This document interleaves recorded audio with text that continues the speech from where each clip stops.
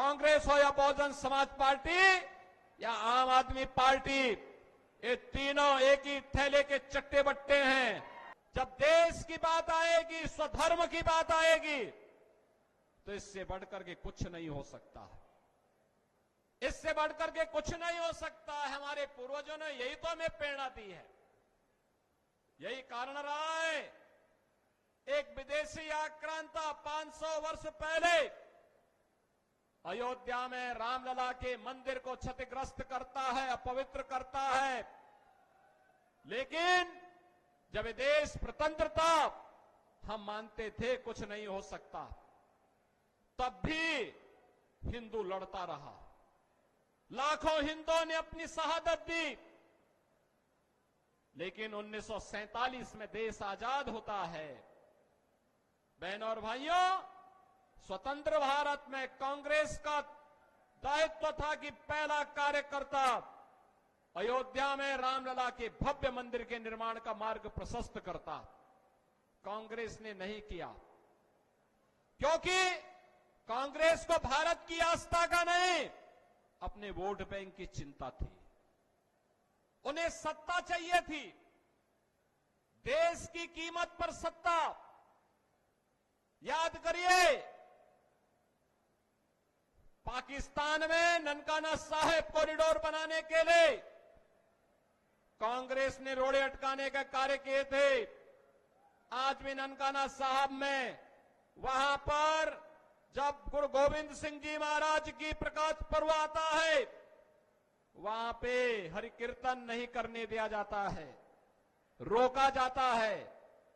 कांग्रेस का इतिहास तो कत्लेआम का रहा है। 1984 में सिख बंधुओं के साथ क्या किया था, और अभी राहुल गांधी क्या बोल रहे थे विदेश में जाकर के, सिखों को गाली दे रहे थे, भारत को अपमान कर रहे थे, भारत की संवैधानिक संस्थाओं पर उंगली उठाने का कार्य कर रहे थे। जो कांग्रेस भारत की महान गुरुओं की परंपरा का अपमान कर रही हो, जो कांग्रेस भारत के बाहर जाकर के जिस कांग्रेस के नेता भारत का अपमान करते हो, भारत की संवैधानिक संस्थाओं को कटघरे में खड़ा करते हो, उस कांग्रेस से उम्मीद करना कि कांग्रेस आपकी आस्था का सम्मान करेगी, ये बेवकूफी होगी।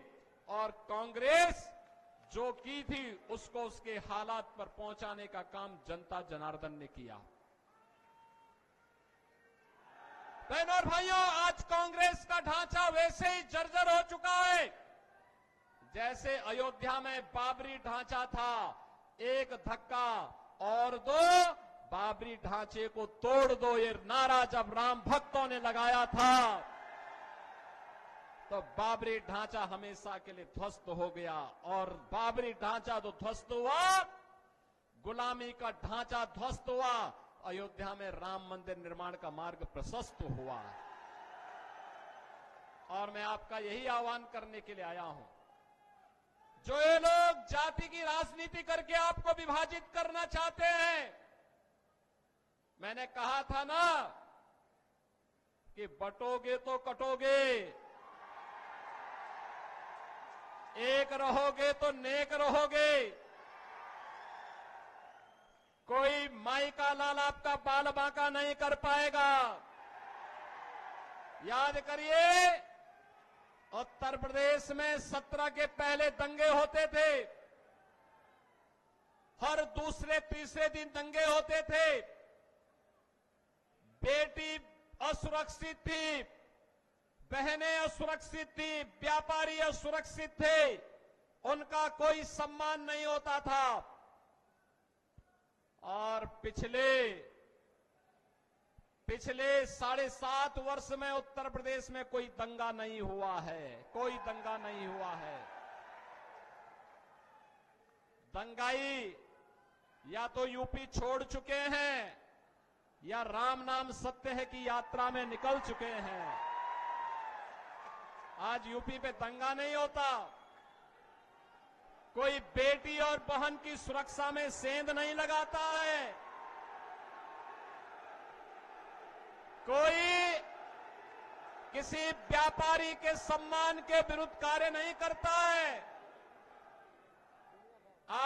विकास है जो उत्तर प्रदेश 2017 के पहले भारत के विकास का बैरियर माना जाता था, आज वह उत्तर प्रदेश भारत के विकास का ग्रोथ इंजन बनकर के तेजी के साथ कार्य कर रहा है।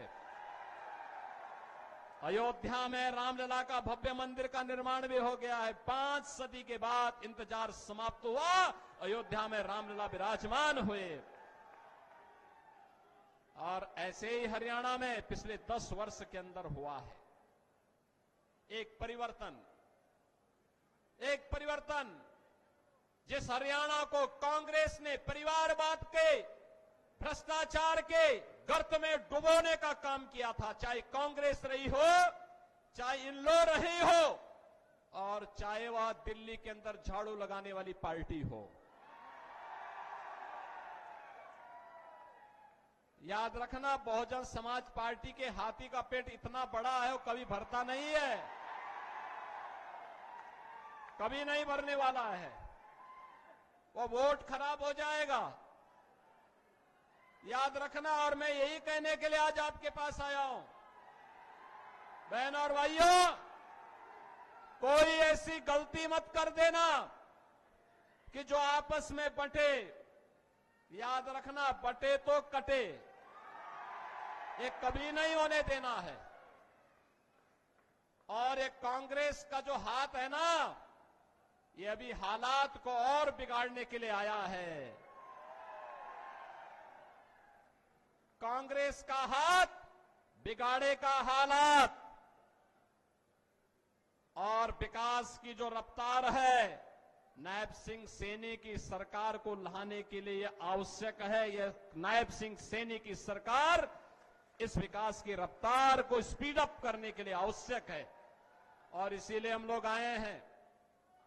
कांग्रेस हो या बहुजन समाज पार्टी या आम आदमी पार्टी, ये तीनों एक ही थैले के चट्टे बट्टे हैं, इनको विकास से कोई लेना देना नहीं। ये अराजकता को बढ़ाने वाले दल हैं, परिवारवाद को बढ़ावा देने वाले दल हैं, आखंड भ्रष्टाचार में डूबे हुए दल हैं। इनका विकास से कोई लेना देना नहीं। गांव से, गरीब से, किसान से, महिलाओं से, किसी भी तबके से इनका कोई लेना देना नहीं है। इनका तो एक ही एजेंडा है, बांटो और राज करो। हमें बंटना नहीं है, हमें बंटना नहीं है। एकजुट होकर के एक भारत श्रेष्ठ भारत की परिकल्पना को साकार करने के लिए और विकसित भारत के लिए हमें प्रधानमंत्री मोदी जी के नेतृत्व में फिर से हरियाणा में नायब सिंह सैनी की सरकार को लाना है।